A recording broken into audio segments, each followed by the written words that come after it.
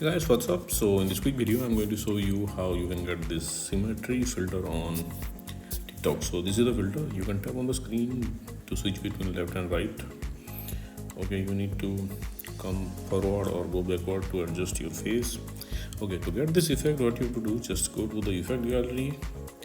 Okay, in trending section, remember this image. This is the filter. Okay, suppose you can't see the filter here in trending section. What you can do, tap on this search button. Okay, and here search for symmetry.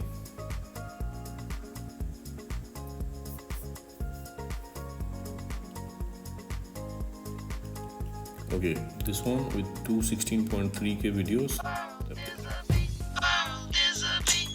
Okay, you got the effect. Okay, suppose you are not getting the effect like this from the effect gallery. What you can do, go to your For You page and here search for symmetry filter. Okay, on the top row you will see the effect icon. Just tap there. Okay, and you will be directed to the effect page. Now tap on the record button at the bottom of the screen. Okay, and that's it, you got the filter. So suppose you are not getting the effect like this also from your For You page. What you can do, let me go back.